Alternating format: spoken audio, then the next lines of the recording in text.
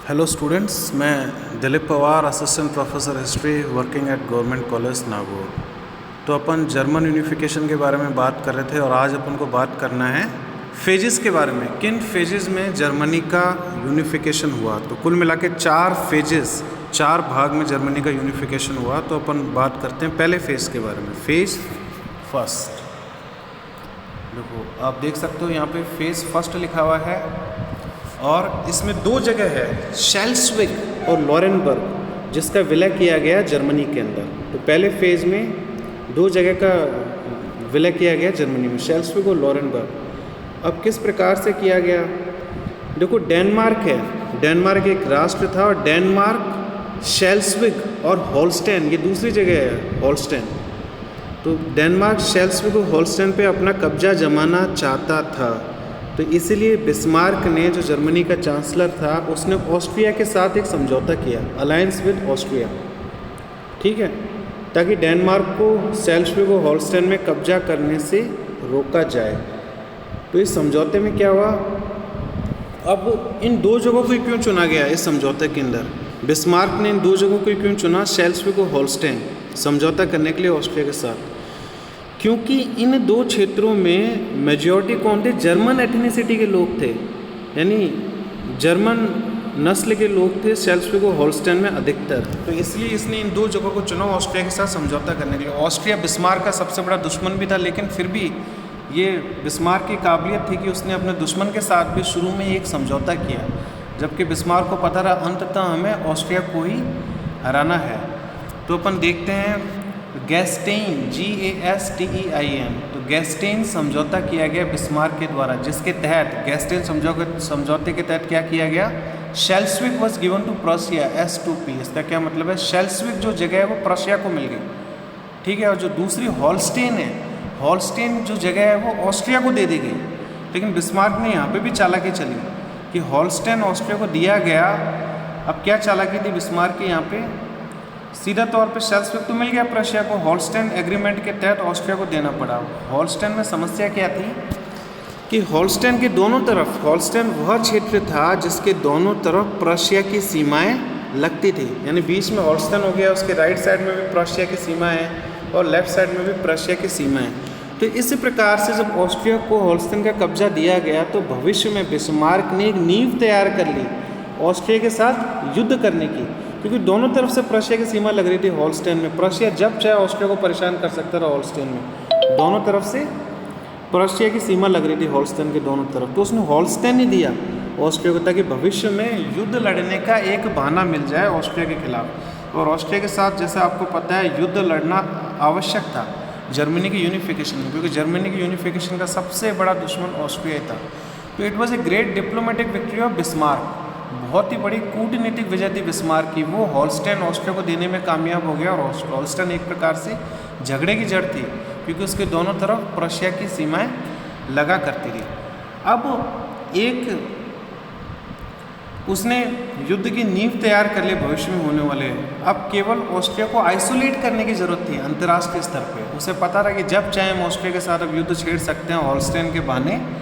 और अब क्या जरूरत थी बिस्मार्क को कि ऑस्ट्रिया को अलग थलग कर दिया जाए अंतर्राष्ट्रीय परिदृश्य में, ठीक है। तो शेल्स्विग तो प्रशिया को मिल ही चुका था। अब फिर जो दूसरा यहाँ पे क्षेत्र के बारे में बात करके लॉरेनबर्ग। अब लॉरेनबर्ग क्या किया, bought Lauenburg from Austria for naval development, और ऑस्ट्रिया से लॉरेनबर्ग खरीद लिया बिस्मार्क ने, पैसे देके लॉरेनबर्ग खरीद लिया। और प्रशिया ने वहाँ पे अपना नेवल का निर्माण करना चाहा, यानी नौसेना का लॉरेनबर्ग में निर्माण करना चाहा। तो यहाँ पे फर्स्ट फेज खत्म हो गया।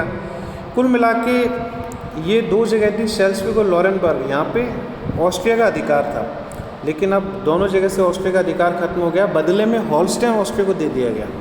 फिर अपन फेज सेकंड के बारे में बात करते हैं, creation of north German confederation. Confederation क्या है, संघ, उत्तरी जर्मनी राज्यों का संघ की स्थापना हुई द्वितीय फेज में। अब कैसे हुई, अब अपन बात करते हैं अंतर्राष्ट्रीय परिदृश्य के बारे में। रशिया, बिस्मार्क ने किस प्रकार से एक एक करके जो महत्वपूर्ण राष्ट्र थे यूरोप के, उनको अपनी तरफ किया, ऑस्ट्रिया के खिलाफ उनको किया।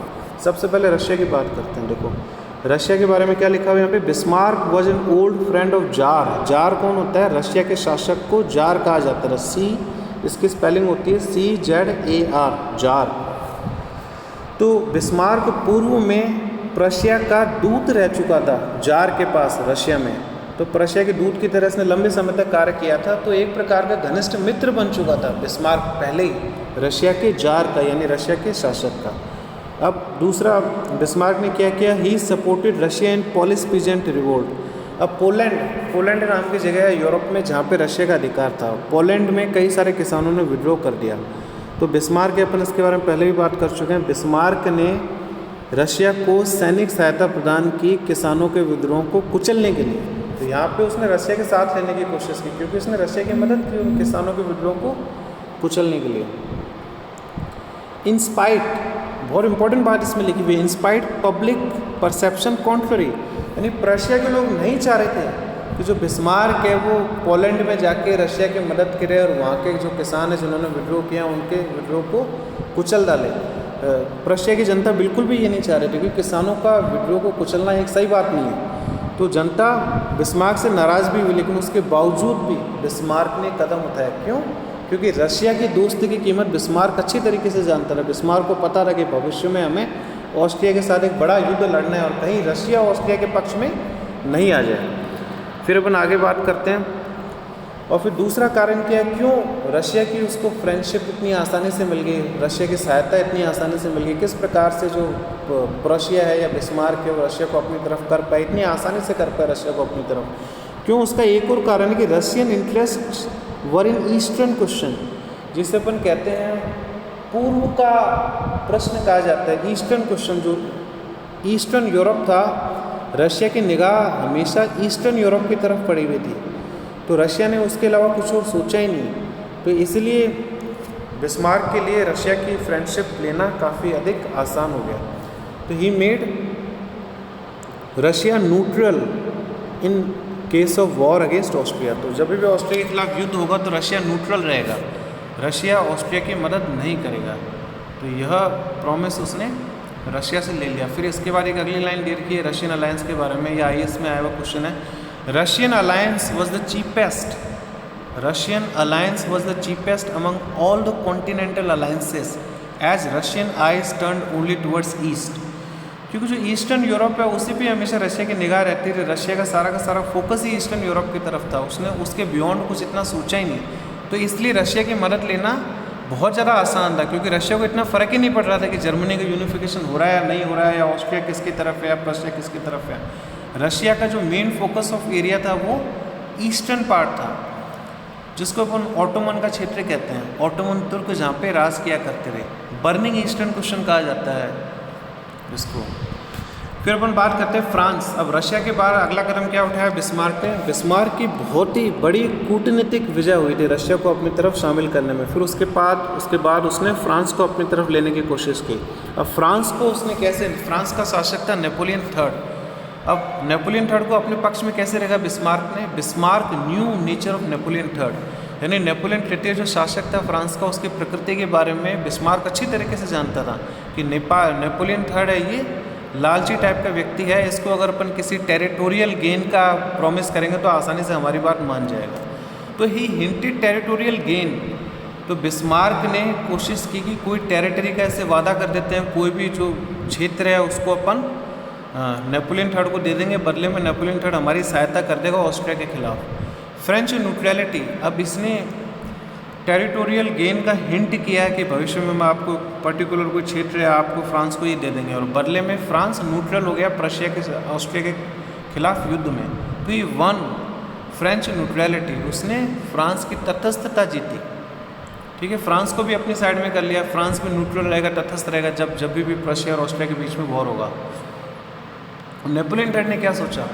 नेपोलियन थर्ड ने सोचा कि अगर ऑस्ट्रिया प्रशिया के बीच में युद्ध रहेगा, अगर हम तटस्थ भी रहते हैं, अगर फ्रांस तटस्थ भी रहता है, तो जब दो राष्ट्रों के बीच में युद्ध होगा तो दोनों की दोनों सेना मारी जाएगी, दोनों के दोनों राष्ट्र रिलेटिवली कमज़ोर हो जाएंगे। नेपोलियन थर्ड ने ये सोचा कि जो मेरे जो दुश्मन हैं, जो दो कॉम्पिटिटर हैं, वो दोनों के दोनों कमज़ोर हो जाएंगे युद्ध में, इसका अल्टीमेटली फ़ायदा हमें मिलेगा। लेकिन नेपोलियन थर्ड पूर्ण रूप से गलत था, क्योंकि इसने इटली के साथ भी समझौता किया रहा, पीडमोंट सार्डिनिया के साथ भी समझौता किया रहा, बिल्कुल इसी तरह का कि ऑस्ट्रिया के खिलाफ युद्ध होगा तो हम आपकी मदद करेंगे, बदले में हमें ये चाहिए, और यही इसने बिस्मार्क के साथ समझौता कर लिया नेपोलियन थर्ड ने।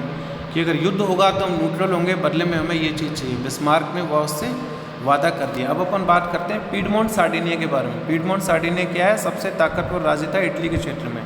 पीडमोंट सार्डिनिया के नेतृत्व में इटली का एकीकरण हुआ था। तो अब उसने पीडमोंट सार्डिनिया के साथ भी समझौता किया, ठीक है। Alliance versus Austria as Italy wanted Venetia from Austria. तो बिस्मार्क ने पीडमोंट सार्डिनिया के साथ भी समझौता कर लिया कि जो वेनेशिया नाम का क्षेत्र है ऑस्ट्रिया के पास, वो भविष्य में हम आपको दिला देंगे, यानी भविष्य में वेनेशिया इटली में मिला दिया जाएगा। यह वादा प्रुशिया ने किया। यह अलायंस, ये समझौता पीडमोंट सार्डिनिया और प्रुशिया के बीच में हुआ। तो अब अपन बात करते हैं अब युद्ध कौन सा हुआ। Sedova battle 1866। सेडोवा का युद्ध हुआ 1866 में। इसके बाद ट्रीटी ऑफ प्राग जगह है वियना के अंदर। तो ट्रीटी ऑफ प्राग के अंतर्गत क्या हुआ? 18 north German states were merged. तो ट्रीटी ऑफ प्राग के अंतर्गत 18 उत्तरी जर्मनी के क्षेत्रों को मिला दिया गया। तो यहाँ पे एक बड़ी कामयाबी हासिल की गई जर्मनी के यूनिफिकेशन के मामले में। और Venetia was given to Piedmont Sardinia. और इसी के साथ ही सेडोवा का युद्ध किसके खिलाफ हुआ था? ऑस्ट्रिया के खिलाफ हुआ था, जिसमें ऑस्ट्रिया की हार हुई थी। तो उस हार के पश्चात जैसा कि समझौता हुआ था पीडमोंट सार्डिनिया के साथ, यानी कि इस युद्ध में पीडमोंट सार्डिनिया और प्रुशिया ने मिलकर ऑस्ट्रिया को हरा दिया। और ऑस्ट्रिया के हारने के पश्चात जैसा कि वादा किया था बिस्मार्क ने पीडमोंट सार्डिनिया को, वेनेशिया नाम का क्षेत्र है वो पीडमोंट सार्डिनिया में मिला दिया गया। तो इटली के यूनिफिकेशन का भी एक चरण यहाँ पे कंप्लीट हो गया, क्योंकि वेनेशिया नाम का स्थान पीडमोंट सार्डिनिया में मिला दिया गया और ऑस्ट्रिया की यहाँ पे हार भी हुई। तो और इसी के साथ ही इस युद्ध के बाद, क्योंकि ऑस्ट्रिया का प्रभुत्व खत्म हो गया जर्मन क्षेत्रों के ऊपर, तो 18 उत्तरी जर्मन के क्षेत्रों को भी मिला दिया गया जर्मनी के अंदर, यानी प्रुशिया के अंदर उनको मिला दिया गया। इन्हें शुरुआत हो चुकी थी जर्मनी के यूनिफिकेशन की। फिर अपन तीसरे फेज़ के बारे में बात करते हैं। तीसरे फेज़ में सदर्न जर्मन स्टेट, पहले उत्तरी जर्मनी के क्षेत्रों को मिलाया गया जर्मनी में, अब दक्षिण जर्मनी के क्षेत्रों का एकीकरण किया गया तीसरे फेज़ में। अब ये क्या था, जो दक्षिण जर्मनी के क्षेत्र थे वो कैथोलिक थे और वो फ्रांस के अधिक करीब थे। दक्षिण जर्मनी के राज्य थे वो फ्रांस के अधिक करीब थे और वो उनका कौन सा धर्म था? कैथोलिक धर्म। बिस्मार्क ने इसलिए वेट किया, क्योंकि क्या था, जो कैथोलिक धर्म है उसके ऊपर प्रभुत्व किसका होता रहा? पोप का हुआ करता रहा, धार्मिक प्रभुत्व। तो प्रुशिया को भी ये डर लगा कि अगर हम दक्षिण जर्मनी के क्षेत्रों को सीधे तौर पे हमारे अंदर मिला देंगे तो जो पोप है वो नाराज़ हो सकता है, कैथोलिक लोग हैं पूरे यूरोप में जो कैथोलिक धर्म के लोग हैं वो नाराज़ हो सकते हैं। तो इसलिए बिस्मार्क ने बहुत सोच समझ के यहाँ पे अपना खेल खेला। और ये सारे के सारे राष्ट्र फ्रांस के, ये जो सारे के सारे राज्य हैं दक्षिण जर्मनी के, वो फ्रांस के करीबी थे, क्योंकि फ्रांस ने ही आश्रय दे रखा था पोप को, जो कैथोलिक धर्म का स्वामी हुआ करता था। इसलिए बिस्मार्क वेटेड, इसलिए बिस्मार्क ने इंतज़ार किया। और सेडोवा के, जो सेडोवा के ऊपर युद्ध हुआ था उसके बाद क्या हुआ? सेडोवा युद्ध होने के पश्चात Bismarck refused territory to France after, यानी जो वादा फ्रांस के साथ किया गया था कि सेडोवा युद्ध के पश्चात, देखो सेडोवा का जो युद्ध हुआ था ना, पीडमोंट सार्डिनिया और प्रुशिया ने मिलकर ऑस्ट्रिया के खिलाफ लड़ा, लेकिन इसमें फ्रांस का सहयोग भी लिया था सेडोवा के युद्ध में। यानी फ्रांस किसकी तरफ से लड़ा था? प्रुशिया। और पीडमोंट सार्डिनिया की तरफ से लड़ा था ऑस्ट्रिया के खिलाफ, और ऑस्ट्रिया की हार हो चुकी थी। लेकिन जैसा कि अपन ने कहा था, एक समझौते के तहत बिस्मार्क ने वादा किया था कि आप ऑस्ट्रिया के खिलाफ युद्ध में हमारी मदद करना और बदले में हम आपको कोई टेरिटरी देंगे। लेकिन इस समय में युद्ध होने के पश्चात, ऑस्ट्रिया के हारने के पश्चात, Bismarck refused territory to France after Sadowa war. लेकिन जब सेडोवा का युद्ध हो गया, ऑस्ट्रिया हार गया, उसके पश्चात फ्रांस ने मना कर दिया जो भी क्षेत्र है जिसका वादा किया था फ्रांस को देने से। तो फ्रांस अब नाराज़ हो गया, तो फ्रांस की कूटनीति यहाँ पे फेल हो गई। फ्रांस को वादा किया, देखो इटली ने जो वादा किया था, जो पर्टिकुलर क्षेत्र हम दे देंगे फ्रांस को, फ्रांस हमारे सहयोग करे ऑस्ट्रिया के खिलाफ युद्ध में, तो वो क्षेत्र पीडमोंट सार्डिनिया ने दे दिया फ्रांस को। लेकिन बिस्मार्क चालाक था, वादा करने के पश्चात भी इसने वह क्षेत्र फ्रांस को देने से मना कर दिया। Bismarck refused territory to France after Sadowa war. अब इसमें क्या लिखा हुआ? Letter of Napoleon III spawned and publicise to convince southern state that France is their enemy. फिर इसके आगे क्या है? France changed mind during war. और इसमें यह भी हुआ था कि फ्रांस ने मदद की थी सेडोवा के युद्ध में प्रुशिया की, लेकिन फ्रांस ने बीच में अपना मन भी बदल लिया था। France changed his mind during war but just 7 weeks war. लेकिन फ्रांस ने अपना मन बीच में बदल दिया था और ऑस्ट्रिया प्रुशिया की मदद कर रहा था ऑस्ट्रिया के खिलाफ युद्ध में। लेकिन वह युद्ध छोटा भी चला काफ़ी और बीच में फ्रांस ने अपनी मदद खींच भी ली थी। तो कहने का मतलब है बिस्मार्क को एक बहाना मिल गया, क्योंकि फ्रांस ने हमारी पूरी तरीके से मदद नहीं की ऑस्ट्रिया के खिलाफ युद्ध में। फ्रांस ने बीच में अपनी सेना वापस बुला ली थी, इसलिए हम वो टेरिटरी जिसके बारे में हमने बात की थी वह फ्रांस को नहीं देंगे। Decision to leave Midway Sedova, तो सेडोवा के युद्ध में नेपोलियन III बीच में चला गया अपनी सेना को वापस लेके, उसने पूर्ण रूप से मदद की भी नहीं। तो बिस्मार्क ने मना कर दिया जो टेरिटरी है फ्रांस को देने से। अब इसके पश्चात ऑस्ट्रिया हार चुका था। अब बिस्मार्क को एक बहाना चाहिए था जिसके तहत वो फ्रांस के खिलाफ युद्ध लड़ सके, क्योंकि फ्रांस अंतिम शक्ति थी जिसको प्रशिया को हराना था। उसके पश्चात दक्षिण जो स्टेट है, दक्षिण जर्मन के जो स्टेट है, उनका विलय हो सकता था। अब देखो इसमें क्या लिखा है, letter of Napoleon III spawned and publicise to convince southern state that France is the enemy. तो नेपोलियन III ने कोई पत्र लिखा होगा, तो उस पत्र का उपयोग करके बिस्मार्क ने दक्षिण जर्मनी के क्षेत्रों को कन्विंस करने की कोशिश की कि तुम्हारा शत्रु वास्तव में फ्रांस है। कोई पत्र होगा जिसमें कुछ गलत बातें लिखी होगी दक्षिण के जो राज्य हैं, दक्षिण जर्मनी के राज्य हैं, उनके बारे में। तो वह पत्र बिस्मार्क ने दक्षिण जर्मनी के राज्यों को दिखाया और उनको कन्विंस करने की कोशिश की कि वास्तव में आपका शत्रु फ्रांस है। तो बिस्मार्क के समय में भूमिका बना रहा था किसी न किसी प्रकार से, क्योंकि हम ताकतवर हो चुके हैं, हम ऑस्ट्रिया को भी हरा चुके हैं, अब हमें फ्रांस को हराना है अंततः। अब सेडान का युद्ध हुआ 1870 में। सेडोवा का युद्ध अलग है, सेडान 1870 में सेडान का युद्ध हुआ। अब इस युद्ध के अंदर प्रशिया और फ्रांस के बीच में युद्ध हुआ जिसमें प्रशिया की विजय हुई।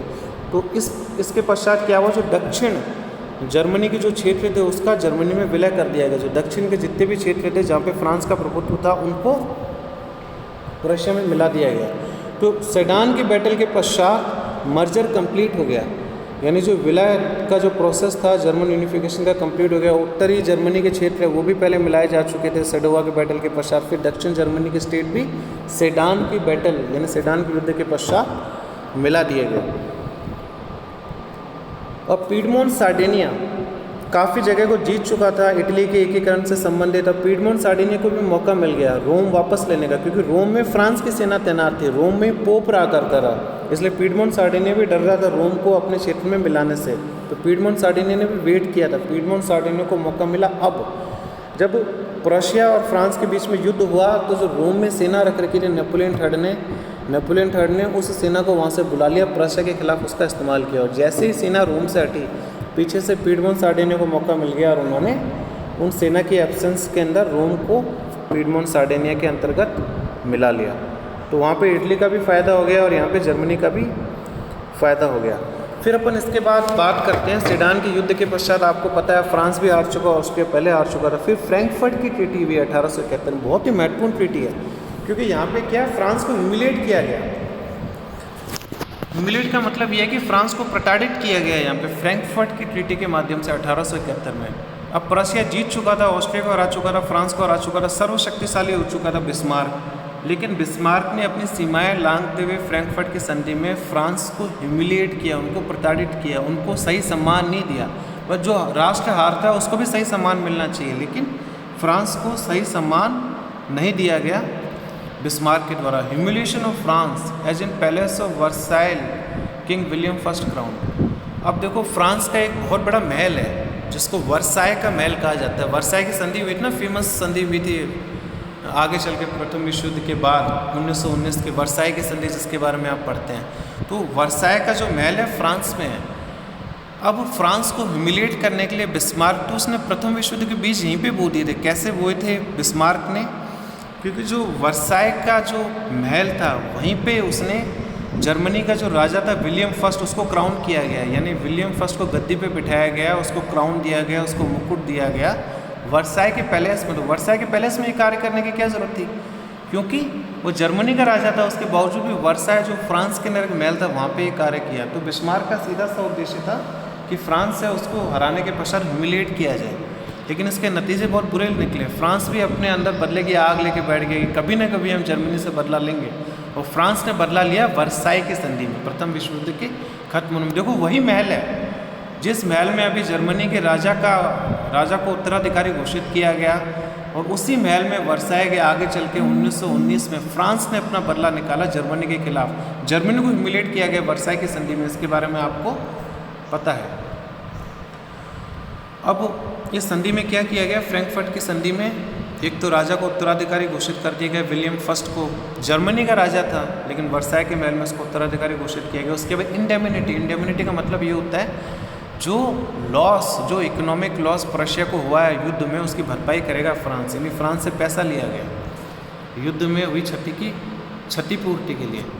और फिर दूसरा क्या किया बिस्मार्क ने, एल्से को लॉरेन, क्योंकि फ्रांस हार चुका था और अपने टर्म्स एंड कंडीशन फ्रांस पे इम्पोज कर दिए, तो एल्से को लॉरेन दो जगह थी जिसको फ्रांस से ले लिया गया, it was taken by force, France से ज़बरदस्ती एल्से को लॉरेन नाम के स्थान को प्रशिया ने अब प्रशिया रहा ही नहीं, अब जर्मनी बन गया, क्योंकि जर्मनी का एकीकरण हो गया, तो जर्मनी ने अपने पास रख लिया एल्से को लॉरेन।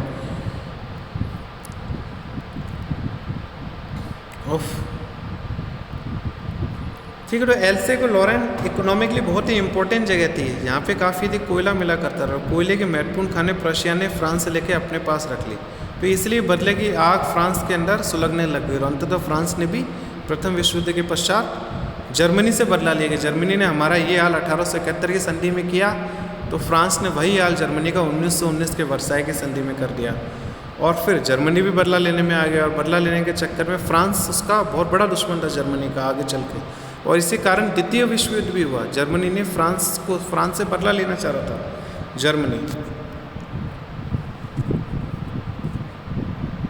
अब फ्रैंकफर्ट ट्रीटी के बारे में बहुत इंपॉर्टेंट बात इसमें लिखी हुई है। जो फ्रैंकफर्ट की संधि थी, it was the base of foreign policy of Bismarck, यानी आने वाले समय में बिस्मार्क की विदेश नीति का प्रमुख आधार फ्रैंकफर्ट की ट्रीटी थी। क्यों? क्योंकि फ्रैंकफर्ट की ट्रीटी में फ्रांस को ह्यूमिलिएट किया गया। अब बिस्मार्क की जिम्मेदारी थी, बिस्मार्क की पूरी कोशिश थी कि किसी न किसी प्रकार से फ्रांस को कमज़ोर रखा जाए, आने वाले समय में फ्रांस को अलग थलग रखा जाए अंतर्राष्ट्रीय परिदृश्य से। किसी भी अंतर्राष्ट्रीय गुट में फ्रांस शामिल नहीं हो पाए, क्योंकि बिस्मार्क को डर था अगर अंतर्राष्ट्रीय सहयोग, अंतर्राष्ट्रीय सपोर्ट फ्रांस को मिल गया तो फ्रांस हमसे बदला लेगा, तो अंततः फ्रांस ने लिया बदला। कि बिस्मार्क लंबे समय तक फ्रांस को कमज़ोर नहीं रख पाया। तो फ्रैंकफर्ट की ट्रीटी में जो भी हुआ वो आने वाले समय में बिस्मार्क की विदेश नीति का आधार बन गया, as seeds of hostility between Germany and France. और फ्रैंकफर्ट की ट्रीटी ने फ्रांस और जर्मनी के बीच में, जो इनके बीच में शत्रुता थी, उसके बीज बहुत गहरे बो दिए थे फ्रैंकफर्ट की ट्रीटी ने। और इसी ट्रीटी के कारण हम देखते हैं अंततः प्रथम विश्व युद्ध हुआ, जिसमें फ्रांस, अमेरिका, ब्रिटेन एक साइड में रहे और जर्मनी, इटली और ये राष्ट्र दूसरे साइड के न रहे। ठीक है, इसी के साथ ही अपन ये वीडियो यहाँ पे ख़त्म करते हैं। आप लोगों का मुझसे जुड़ने के लिए बहुत बहुत धन्यवाद।